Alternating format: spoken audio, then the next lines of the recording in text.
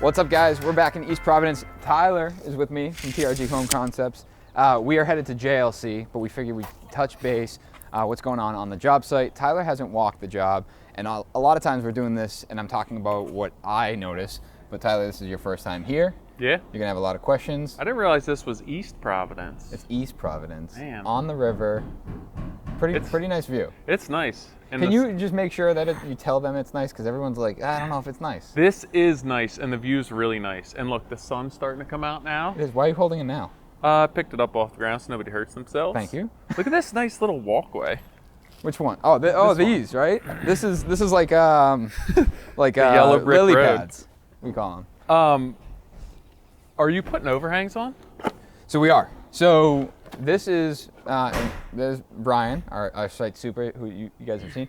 So we have 2 layers of exterior insulation going on with the Rockwool comfort board, and then we're actually overframing the roof on top of that, and then our overhangs will be detailed on top of that. So right now it's really interesting. It's kind of a shrunken down box with everything extruded from it, but everything will flush out and then have the traditional overhangs. Yeah, it's crazy seeing a house without any sort of overhangs built, but that definitely It looks makes like a sense. Monopoly house. Yeah, it does.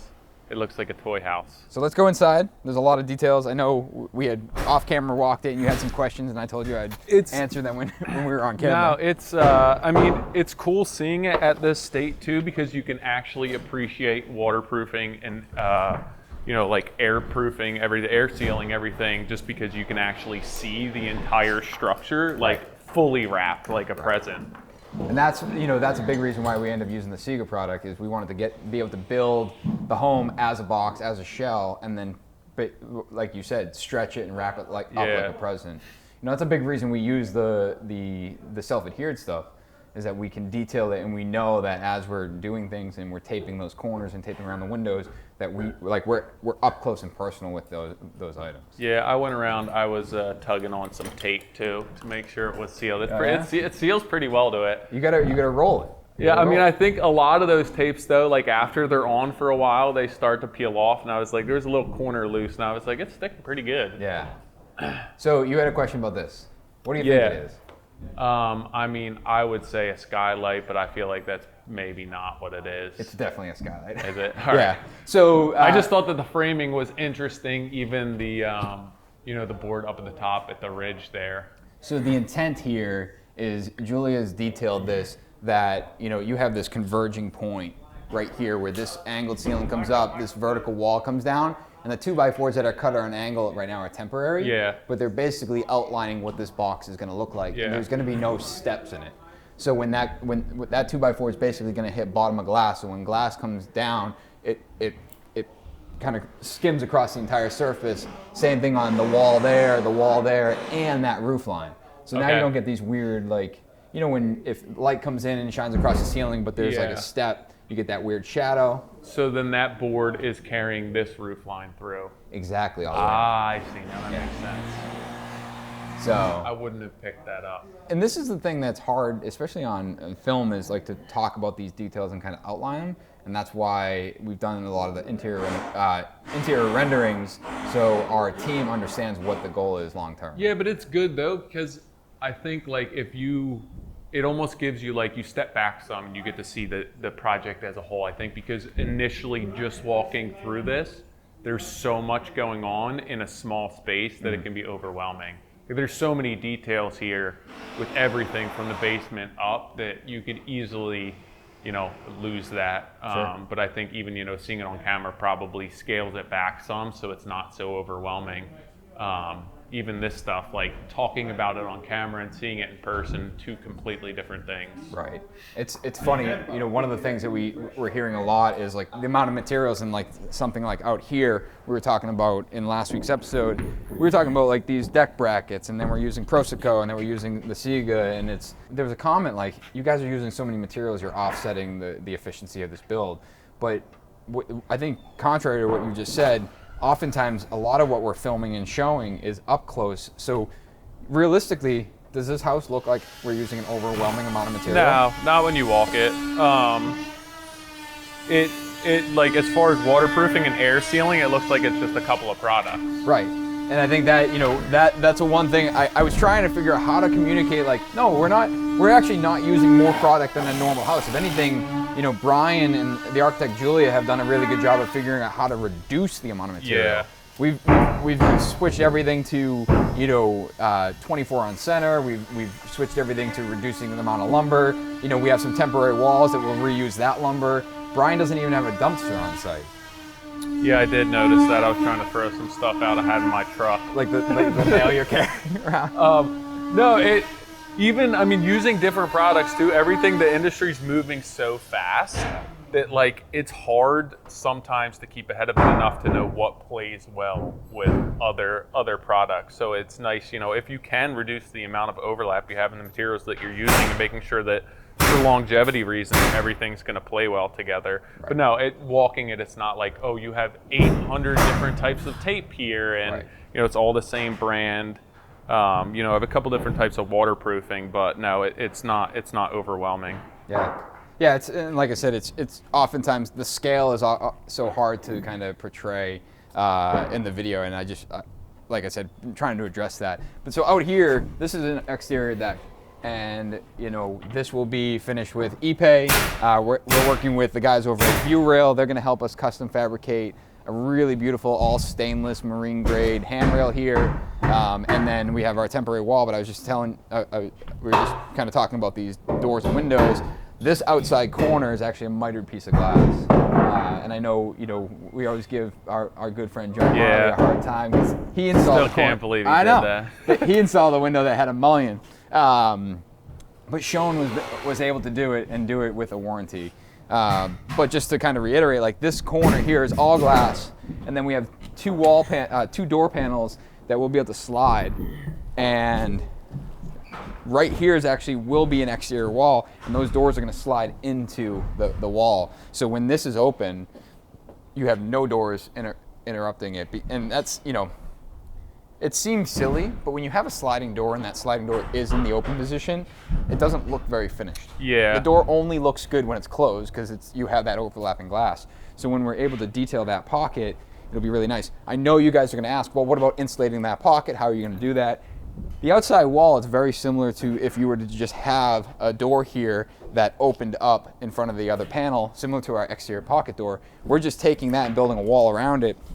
And there's detailing, basically encapsulating both sides of that door, and there's flaps on that. So when everything is closed, everything pulls over and then air seals that pocket so air can't escape around that door. It's going to be like being here today. I want to come back at summertime because it's still a little chilly out, cold. Right? But even this, it just knowing there's glass gonna be here, I don't feel like it's really gonna it's gonna feel like you're outside. But I'm thinking wintertime, it's gonna be so nice being inside and not. So we actually have a fireplace going in here. Oh, too. really? Yeah. Because I feel like you're going to look outside and it's going to be wintertime and seem super cold, and you're just going to be nice and toasty inside with a glass wall there, but still be able to feel like you're outside. So let's go in the basement because Brian's been working with the HVAC guys and getting everything set up for mechanicals. So now that we're dried in, because we are using the Siga roof product, the whole house is dried in with the exception of the windows, which is why we have a lot of these temporary walls, plastic on those windows to make sure we can get our equipment in. But Brian's been working from a coordination standpoint. You see drawings everywhere. Something that I don't think you see a lot is these, the ability to have everything modeled. So this is all our ductwork. Everything beforehand. Everything's been drawn out. Julia went through this, put everything in 3D. And it's interesting to work with some of our residential trades where it's like they're not necessarily used to this. So it's like, hey, I know the air handler goes here, so I'm going to put it there and then connect to it. It's like, this has already been thought out. Yeah, that's what we talked about a lot of times as well, like between residential and commercial, that commercial is going to detail all this stuff out, and then you're not leaving it to the subs, where nothing against the subs, but if it's like, hey, you have your choice of where to run this ductwork, they're going to take the path of least resistance. Right, and one of the things that we've dealt with in the past is we end up using a lot more flexible duct, it gets crushed, frankly, I think that the more we do this, the more we do things through, yes, it's going to be more difficult to adapt immediately, but long term, it's like it should realistically be more efficient for them. Yeah, and I mean also from like a budgeting perspective, having this for a sub to look at rather than just like, hey, we need HVAC in this house. Right. And they're looking, at a two-dimensional drawing on a piece of paper. Exactly. It's just more accurate budgeting as well.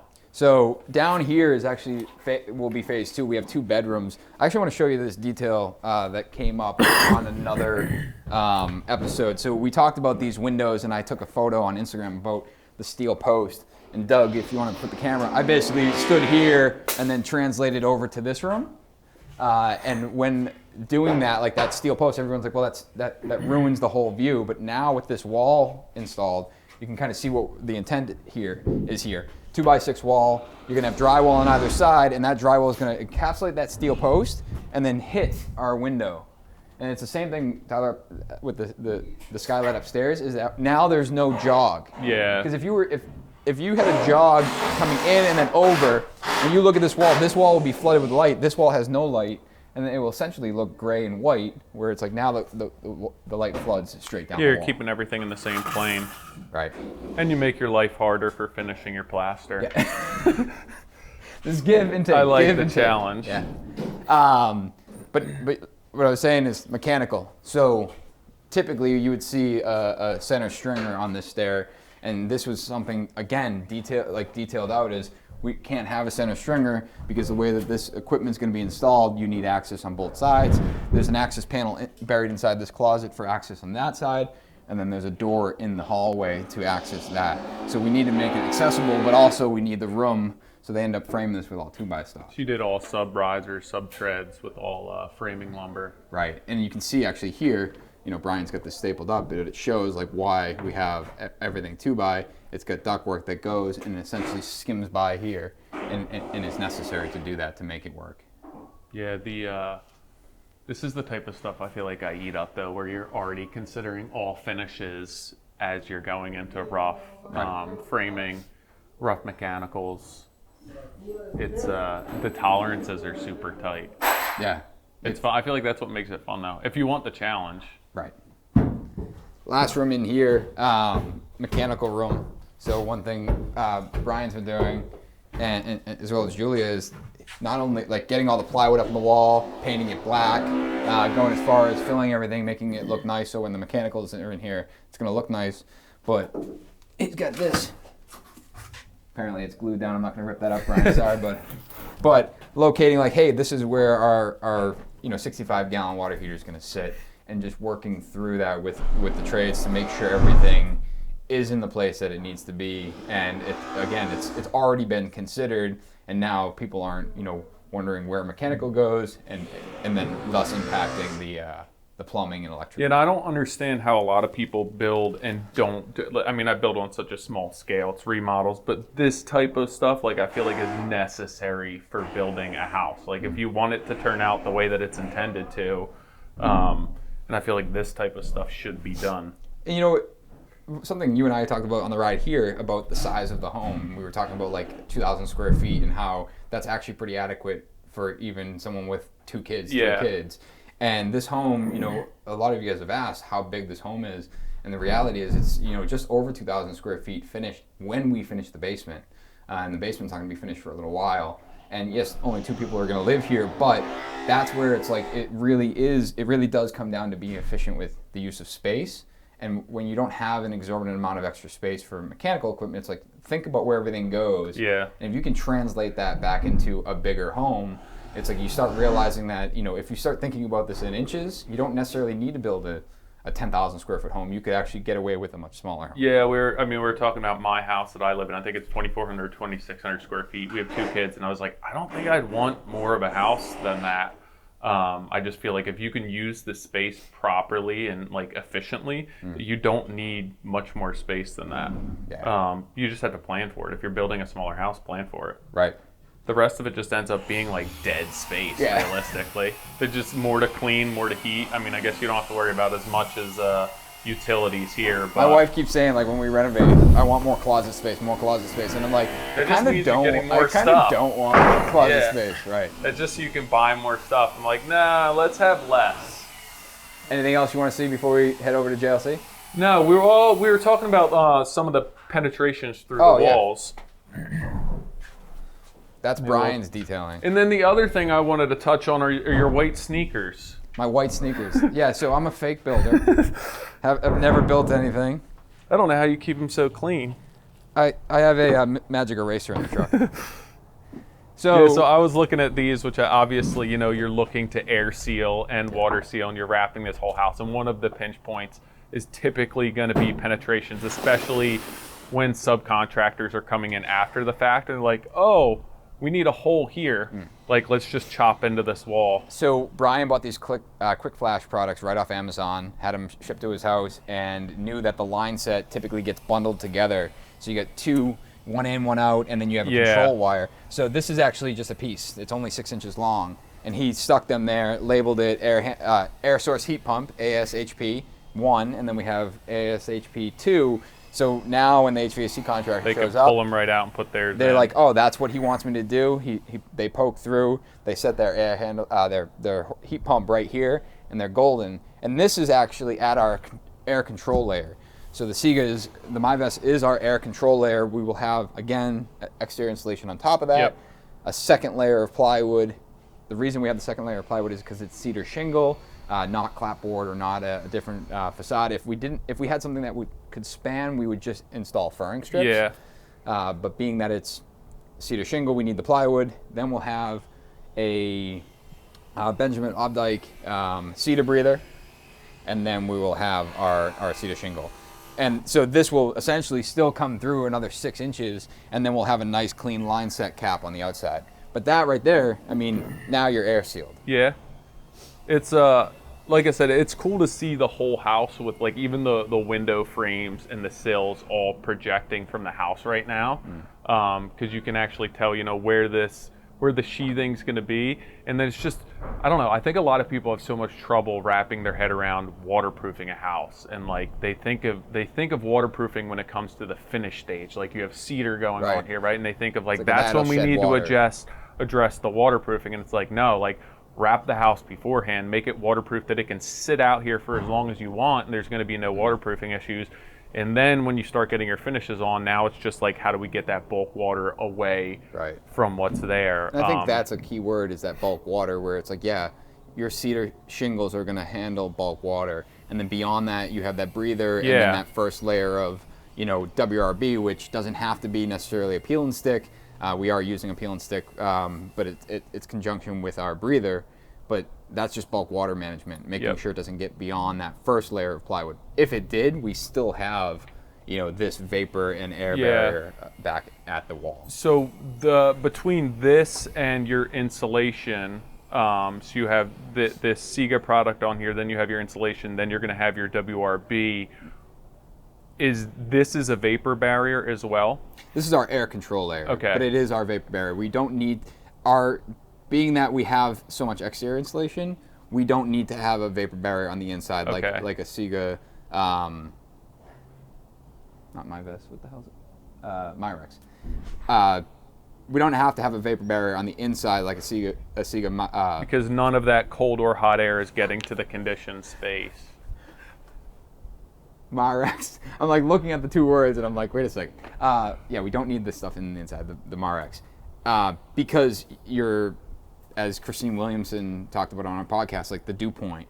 Yeah, so your hot and cold air on the outside of the house is never making its way towards the conditioned space. Right. This is like the insulation's keeping it separated. Exactly. If this was all interior insulation, we would then have to have that vapor control layer on the inside. But being that we have so much on the outside, we end up having nearly R13 on the outside of this wall. So like the conditioned space inside and the outside air temperature and relative humidity, they're never close enough to each other. Right. So we never because of that insulation. We never run the risk, and that's really why we've worked with the guys at siga, we've worked with the team at Rockwool. Julie has worked through this many of times to make sure that what we're doing is going to function the way that we Yeah, we because I expect it mean, to. initially, just think that I don't have any experience with this project or these products, but I'm thinking, okay, you have a WRB and an air control layer right near each other. Are there going to be issues with condensation, between them? But you have that insulation there that's going to separate and isolate those two. Yeah, exactly. And we do have with the Z-girt, which we didn't talk about, but this will be installed with the Z-girt.